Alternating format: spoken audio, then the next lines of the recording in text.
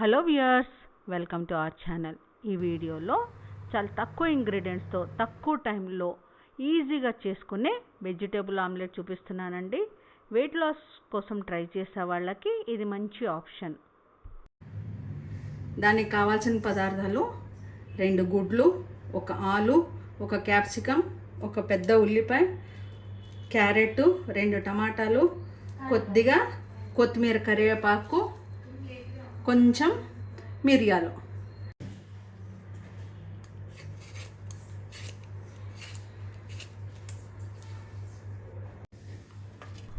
ఆలుని peel చేసి తురిమి నీళ్ళలో వేసి పెట్టాలి.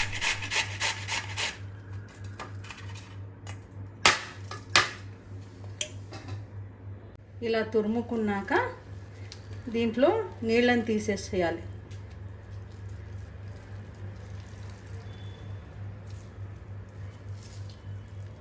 ఇలా నీళ్ళని పిండి మామూలు నీళ్ళలో వేయాలి. దాంట్లో వేయకపోతే నల్లగా అయిపోతుంది ఇది.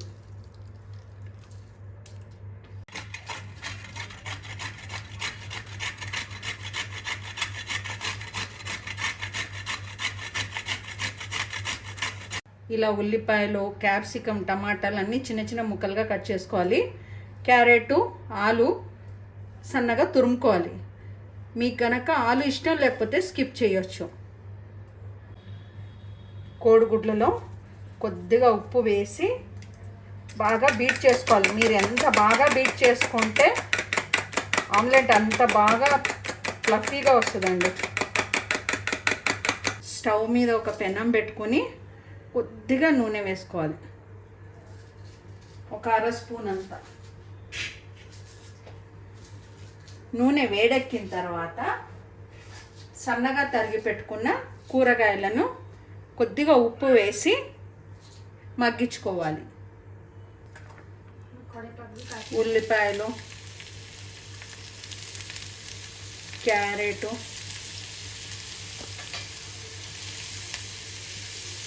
టమాటా, క్యాప్సికమ్.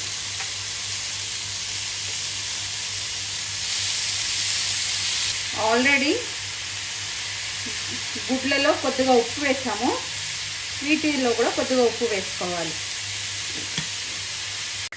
ఇలా అన్నీ వేసి మూత పెట్టి ఒక 5 నిమిషాలు మగ్గించుకోవాలి. ఇది మగ్గించుకున్నప్పుడు కొద్దిగా మిరియాల పొడి వేసుకోవాలి. దీంట్లో కారం వేసుకోవద్దండి.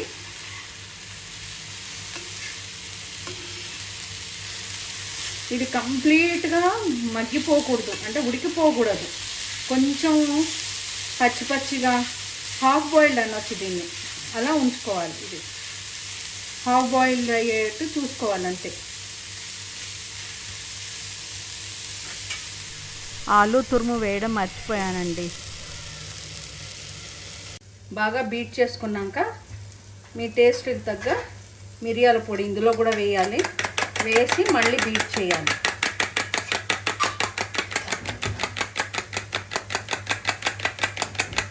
చూడండి, ఇలా నురుగు నురుగు రావాలి. అలా వస్తేనే ఫ్లఫీగా వస్తుంది.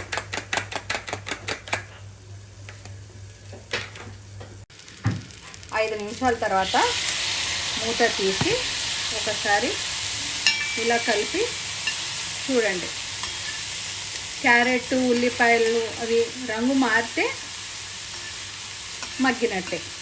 రంగు మారకపోతే కనుక ఇంకో 2-3 నిమిషాలు ఉంచండి. కొద్దిసేపు తర్వాత మూత తీసి మళ్ళీ ఒకసారి కలపాలి. మీరు ఎక్కువ మగ్గించుకోవాలనుకుంటే మాత్రం ఎక్కువసేపు ఉంచండి. నేనైతే కొద్దిగా ఉడకనట్టు ఉడికిస్తాను వీటిని. ఇలా అయిన తర్వాత వీటిని ఒక ప్లేట్లోకి తీసుకోవాలి.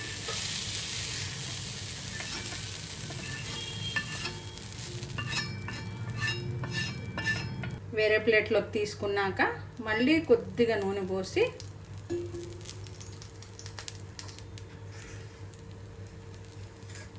బాగా బీట్ చేసుకున్న కోడిగుడ్లను వేయాలి.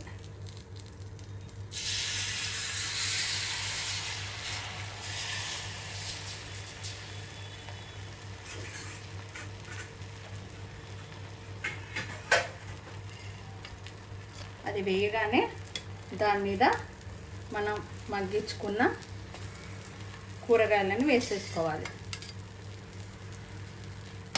ఇది చాలా రుచిగా ఉంటుందండి. వెయిట్ లాస్ కోసం ట్రై చేసే వాళ్ళకి ఇది ఐడియల్ బ్రేక్ఫాస్ట్ అనొచ్చు, లేదా డిన్నర్ అనొచ్చు.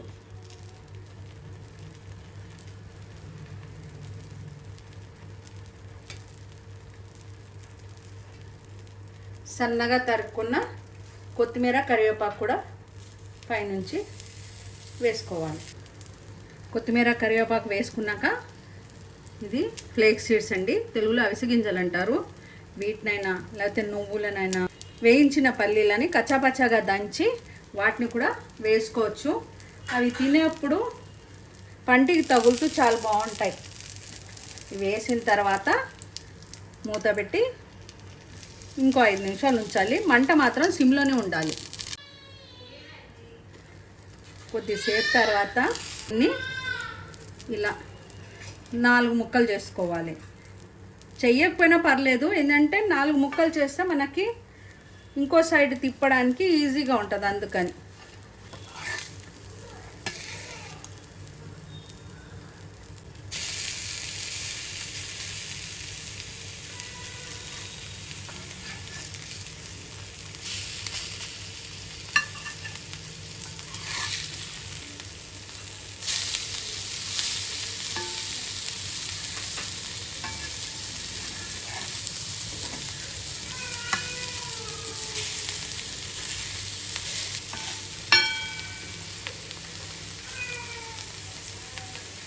ఇలా తిరిగేసిన తర్వాత ఒక 2 నిమిషాల తర్వాత స్టవ్ ఆర్పేయడం. ఫైబర్ రిచ్ ఆమ్లెట్ రెడీ అండి. ఇది కనుక మీకు నచ్చితే లైక్ చేయండి, షేర్ చేయండి, కామెంట్ చేయండి. మొదటిసారి కనుక మన ఛానల్ని చూస్తుంటే ఛానల్ని సబ్స్క్రైబ్ చేసుకోండి. Thank you once again for watching our channel.